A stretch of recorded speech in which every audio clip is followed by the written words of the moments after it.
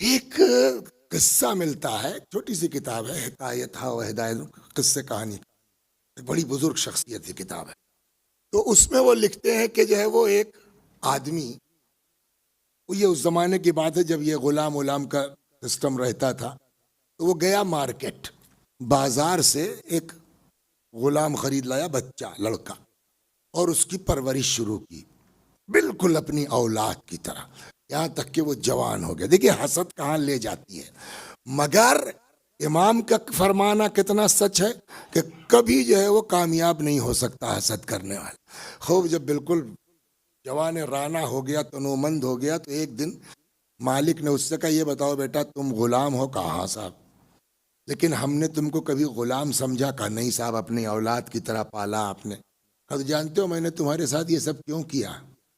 جی فرمائیے۔ کہ تم سے ایک بہت اہم کام لینا ہے، بولو کرو گے؟ اس نے کہا ارے صاحب آپ ہمارے باپ کی طرح، فرمائیے۔ کہ نہیں پہلے وعدہ کرو، کرو گے؟ خوب اس سے جو ہے وہ پکا وعدہ لے لیا۔ کہاں کریں گے؟ کہا جو کہہ دیں، کہ آپ جو کہہ دیجئے میں کروں گا۔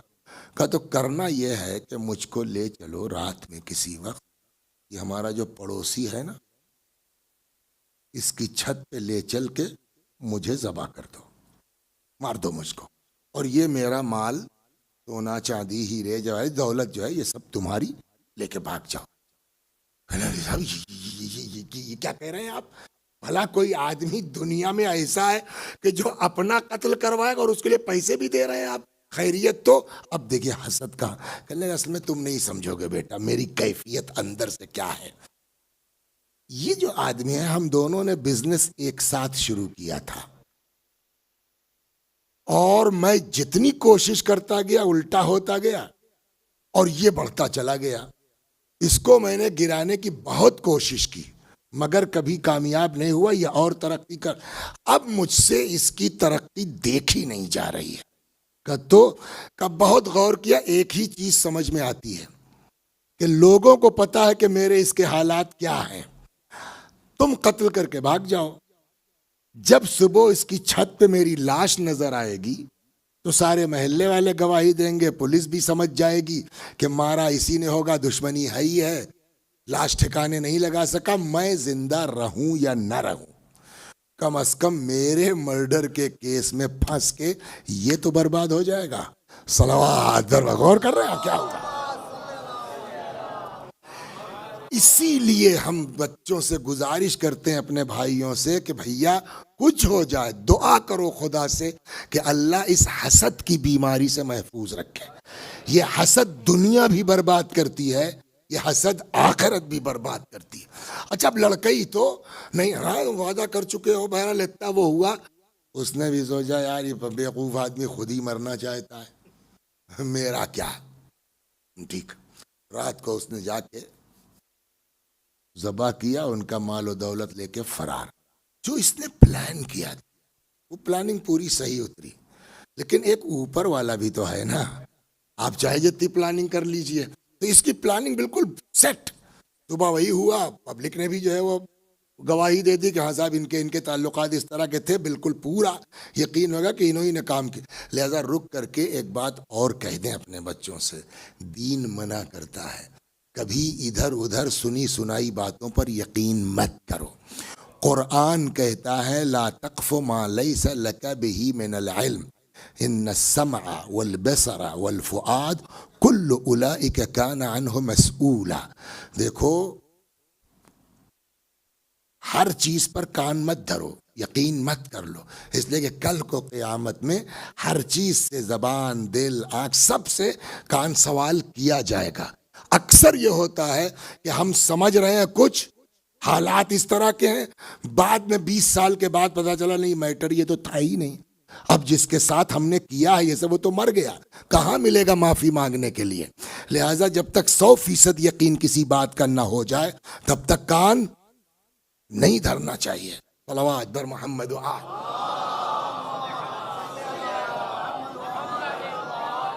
اب بہرحال محلے والوں نے گواہی بھی دے دی، وہ بیچارہ، اس کو ایک فرشتے کو کچھ پتا نہیں کہ کیا ہوا ہے، لیکن چونکہ اس کی چھت سے لاش برآمد ہوئی ہے، محلے وہ بیچارہ اریسٹ ہو گیا۔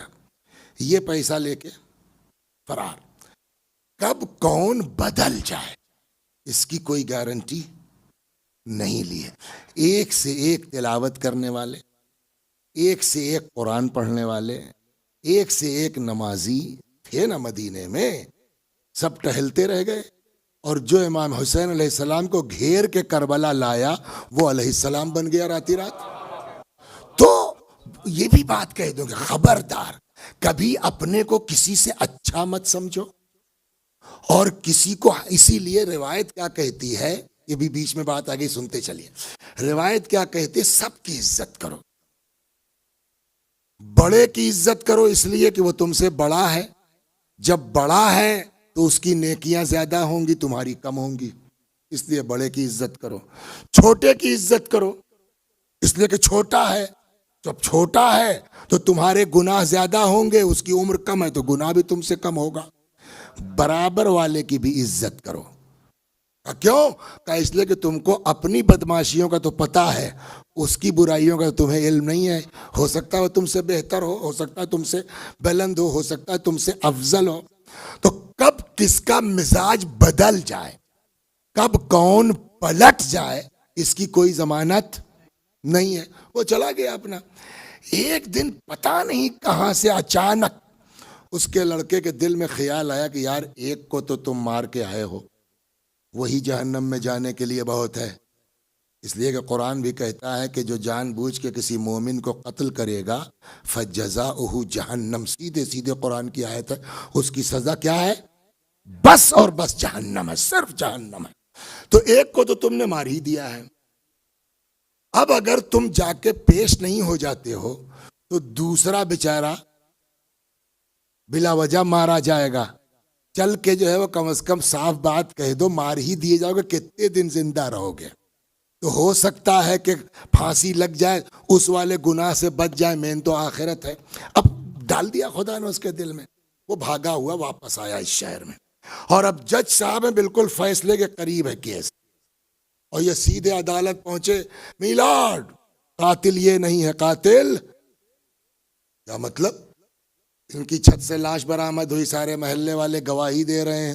تم اچانک کہاں سے آ گئے؟ بھائی قاتل یہ نہیں میں ہوں. تو اس نے پوری داستان سنائی. تب پبلک نے کہا ہاں یہ تو ہم لوگوں نے غور ہی نہیں کیا، تب سے یہ غائب بھی ہے، کہاں تھا اس کا تو دماغ ہی نہیں گیا. بہرحال جب جج کی سمجھ میں آ گیا کہ یہ صحیح بول رہا ہے تو اب اس کے لیے کیا ہوگا، اتنے دن تو اس کو تو بری کر دیا گیا. اب کیس چلا اس پر، لڑکے پر. اب جج صاحب نے صحیح کیا غلط کیا اس سے ہم سے مطلب نہیں ہے، لیکن داستان یہ ہے. اب جب اس لڑکے کے فیصلے کی بات آئی تو جج صاحب نے فیصلے میں لکھا کہ یہ قاتل ہے، اس نے اقرار کیا ہے اور اس کی سزا پھانسی ہے. مگر اگر یہ آ کر کے اقرار نہ کر لیتا تو میرے قلم سے ایک بے گناہ کو پھانسی ہو جاتی. تو اگر ایک کو مارا ہے تو ایک کو بچایا بھی ہے. بقیہ خدا معاف کرنے والا ہے، خدا سزا دینے والا ہے. میں اس میں کہ میرے قلم سے ایک بے گناہ کو پھانسی لگنے سے بچ گیا ہے، میں اس شکرانے میں اس لڑکے کو بھی باعزت بری کرتا ہوں. اب واپس آئیے، اس آدمی نے، تاجر نے اپنی جان کیوں دی تھی؟ کہ میں زندہ رہوں یا نہ رہوں، میرے قتل کے الزام میں پھنس کے یہ تو برباد ہو جائے گا. تمہاری جان چلی گئی، اس کا کچھ نہ ہوا. یہی تو امام کہتے ہیں الحسود لا یسود، حاسد کبھی کامیاب نہیں ہو سکتا ہے. صلوات بر محمد. تو سمجھ